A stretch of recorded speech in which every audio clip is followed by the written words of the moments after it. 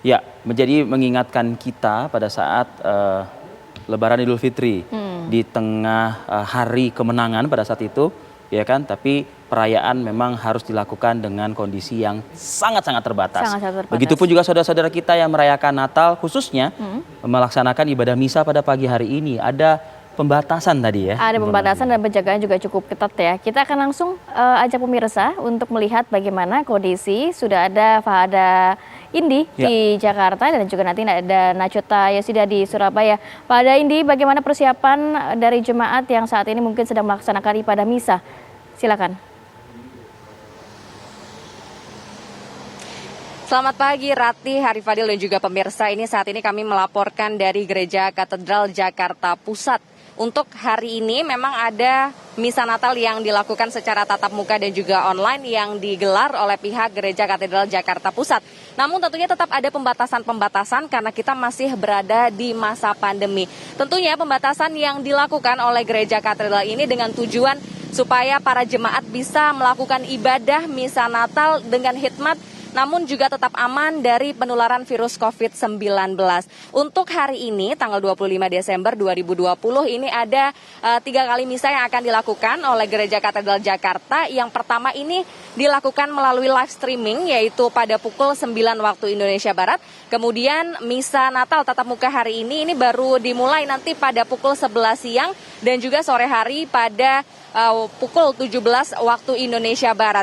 Sejumlah pembatasan diterapkan oleh pihak Gereja Katedral Jakarta Pusat tentunya demi mengamankan para jemaat ini dan juga supaya ibadah mereka ini lebih khusyuk, yaitu diantaranya ini yang pertama nanti bagi para jemaat yang akan mengikuti misa tatap muka di Gereja Katedral ini sebelumnya jauh-jauh hari ini sudah terlebih dahulu mendaftarkan diri melalui online untuk menjadi bagian dari jemaat yang ikut ibadah tatap muka, yaitu di mana ini syarat pertama mereka ini merupakan umat dari Gereja Paroki Katedral Jakarta Pusat dan usianya pun dibatasi yaitu usia 18 tahun hingga 59 tahun saja. Sementara untuk durasi dari ibadah misa Natal tatap muka ini pun dibatasi maksimal ini hanya 60 menit.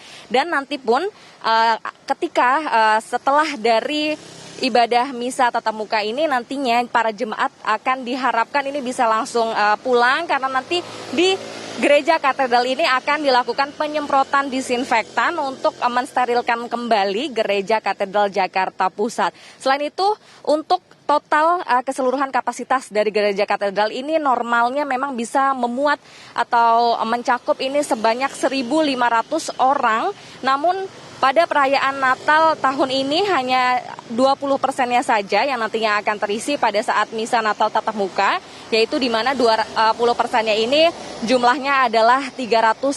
Nanti akan ada dari 309 jemaat yang nantinya bisa mengikuti misa tatap muka, akan disediakan kursi-kursi tentunya dengan pembatasan-pembatasan jarak yang sudah diatur sedemikian rupa dari pihak gereja, yaitu untuk di dalam gereja ada sebanyak 200 kursi, sementara di bagian luarnya ini ada sebanyak 109 kursi bagi para jemaat yang akan melakukan ibadah misa tatap muka di Gereja Katedral Jakarta. Dan kami memantau ini dari depan pintu masuk gereja bagian tengah, dari depan sini pun kami sudah bisa melihat di bagian belakang, di bagian dalam dari gerbang ini, bagian depan gereja ini pun ada sejumlah titik wastafel atau tempat mencuci tangan yang sudah disediakan oleh pihak Gereja Katedral Jakarta. Ini nantinya untuk para jemaat yang akan hadir untuk melakukan ibadah tatap muka ini pertama-tama tentunya bisa terlebih dahulu melakukan mencuci tangan dan juga nanti akan ada pengukuran suhu tubuh yang dilakukan sebelum mereka ini masuk ke dalam gereja. Bahkan pengetatan ini pun tidak hanya diberlakukan bagi para jemaat yang akan melakukan ibadah Natal hari ini, namun juga bagi kami para awak media ini juga terlebih dahulu sebelumnya ini harus mendaftarkan diri jika akan meliput Natal dari bagian dalam gereja, dan selain itu juga harus membawa surat keterangan rapid antigen yang tentunya menyatakan non reaktif dari COVID-19. Pembatasan-pembatasan ini di masa pandemi ini, diharapkan tentunya tidak mengurangi kehikmatan ibadah dari para umat jemaah yang akan melakukan ibadah di masa Natal hari ini, yaitu 25 Desember 2020. Namun tadi malam juga di Gereja Katedral Jakarta ini juga sudah dilakukan misa malam Natal, yaitu yang berlangsung ada 2 sesi di pukul 17 waktu Indonesia Barat kemarin dan juga tadi malam pukul 20 waktu Indonesia Barat. Ratih, Ari Fadil, sementara itu yang bisa kami sampaikan. Kembali ke Anda.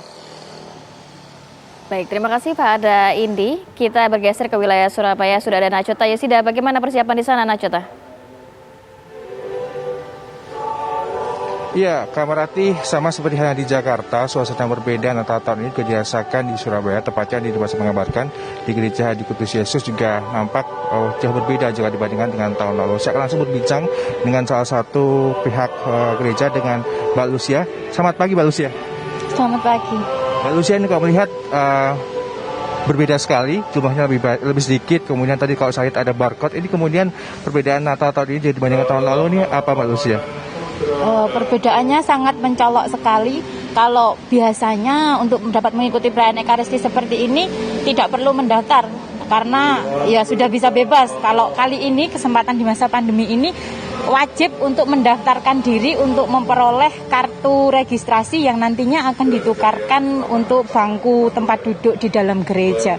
Jadi kalau tidak bisa menunjukkan kartu registrasi, umat tidak boleh memasuki area gereja. Seperti itu. Dan lagi untuk kuota juga sangat berbeda. Biasanya untuk di dalam gereja bisa mencapai 1.500 perayaan biasa. Kalau perayaan Natal ditambah dengan terop di samping-samping bisa sampai sekitar 4.000. Tapi kali ini total semuanya setiap kali perayaan Ekaristi dilaksanakan hanya 250 saja. Itu artinya sekitar 20% saja, Mbak ya? Iya, hanya 25% dari kapasitas yang biasanya bisa ditampung. Ini kalau untuk prosesi durasinya sama atau berkurang tahun ini, Mbak? Karena mengingat mungkin ada surat edaran dari pihak Pemkot atau seperti apa?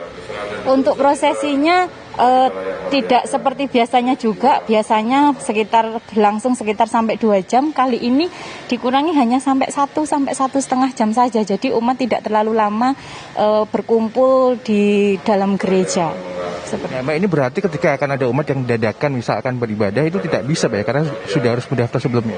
Iya, benar sekali, tidak bisa. Jadi kalau ada umat yang tidak bisa menunjukkan registrasi seperti yang saya sampaikan di awal tadi, tidak bisa masuk.